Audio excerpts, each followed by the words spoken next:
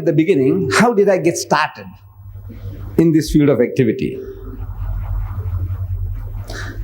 Soon after leaving school, I started working in a country shop, somewhere out of the city of Durban, about 25 miles out. There was a Muslim shop, and across the valley from the shop was a Christian mission. So these missionaries, that they were getting their training how to do jihad, the crusades against the Muslims, whatever they learned, they came to practice on the Muslims in the shop. All young men just have school, cheap labor. They would come into the shop to buy sugar and salt, flour, rice. But when they came to do their purchases, they would start with us. He says, you know, your Prophet Muhammad had so many wives. And I knew nothing about that. About the wives of the Prophet, our mothers, I knew nothing about that. They would say that your Prophet Muhammad, he spread his religion at the point of the sword. He forced Islam down people's throats, that if you don't accept Islam, I'll chop off your head.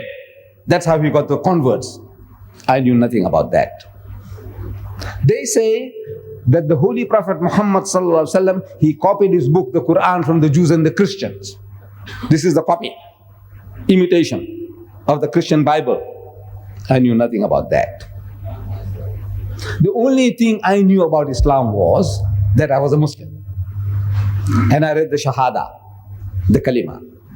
If I met any of you during that period, in my teens, and if I ask you where you come from, you say Kenya.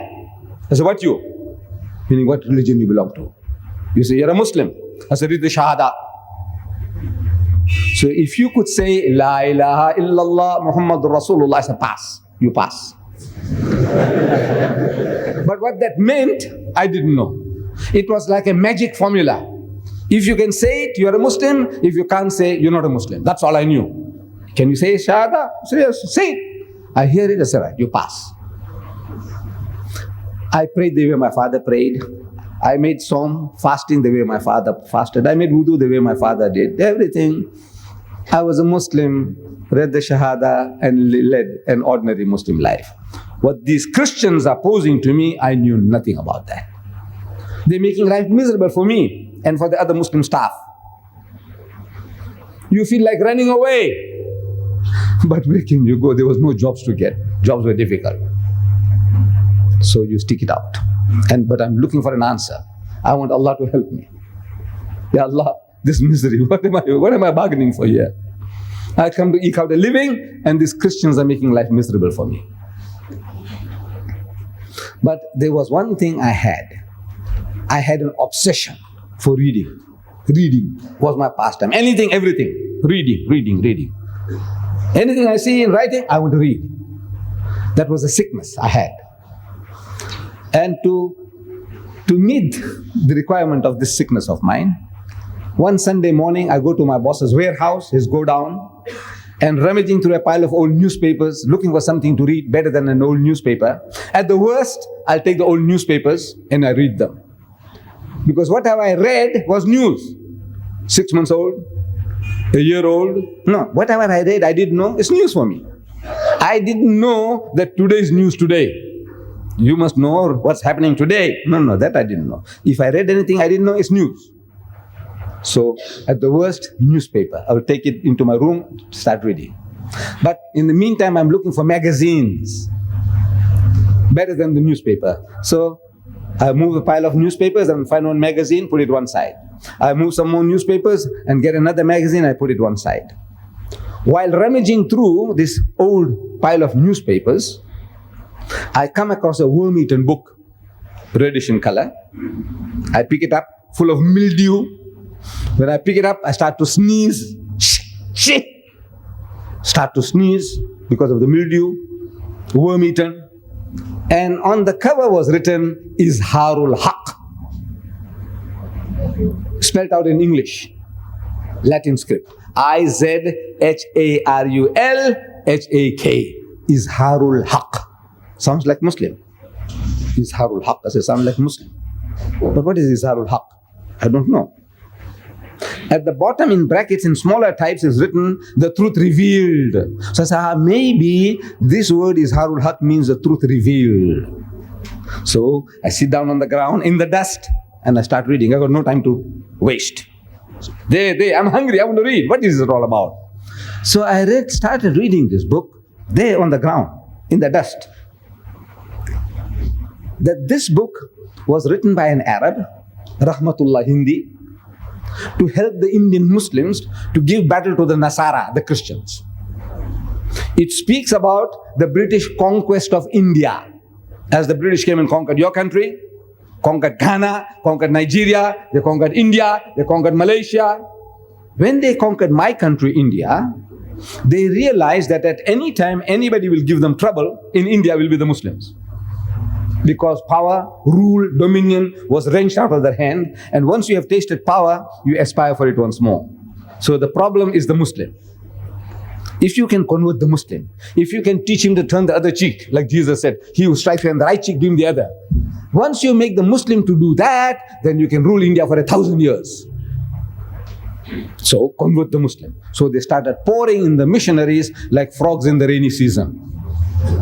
The Christian missionaries, they started coming into India. And they started challenging the Muslims to public debates, munazira. At first the Muslims were reluctant. Number one, they didn't know the language. The British are speaking English, want to talk to you and debate with you in English. He said, I don't know English. Our alims didn't know English. Number two, they had just conquered us. And if we speak too hard, too harsh, they might send us to the Andaman Islands, black waters, like the Robben Island in South Africa, out of the way.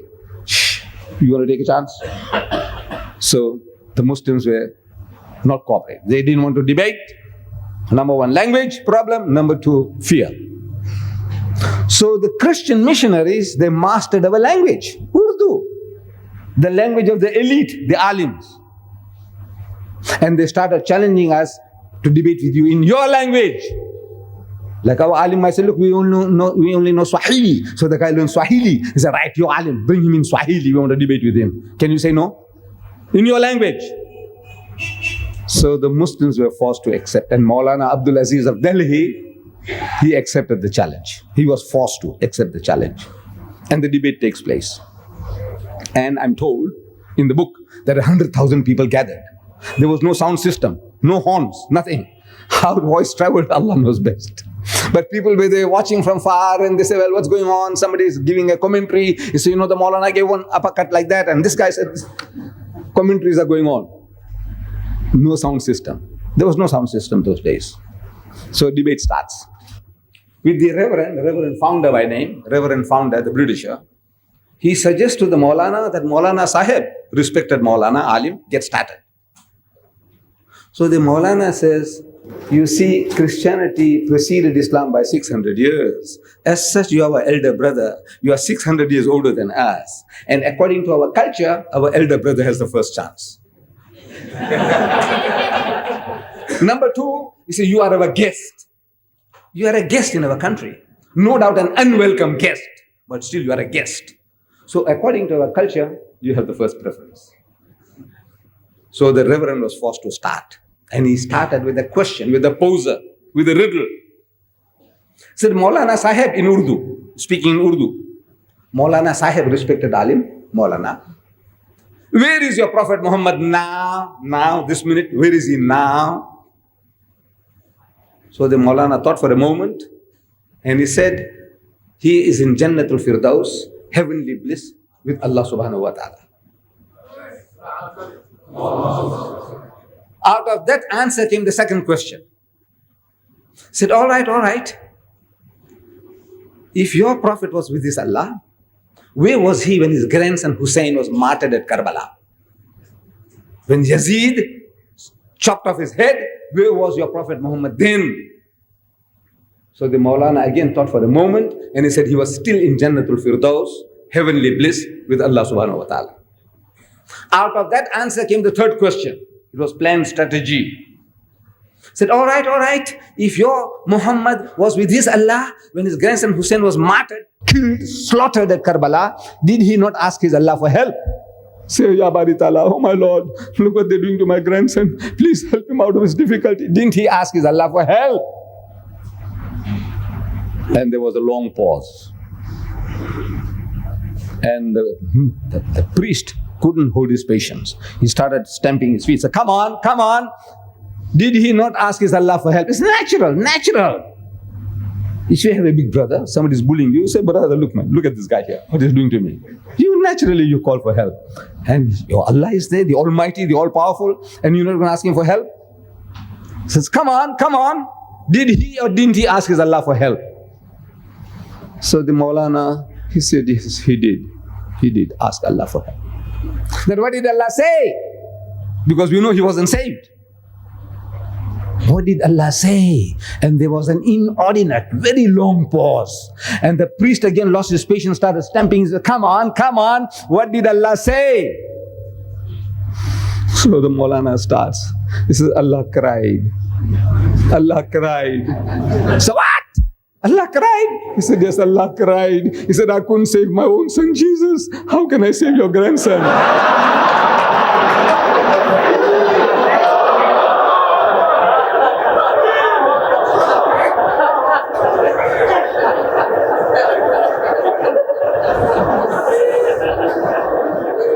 And the debate was over. The debate was over. You see, the debate had nothing to do with facts. Facts. It was a matching of the wits, cleverness. Who is the cleverer of the two wins the battle. And Alhamdulillah, the Maulana won the battle.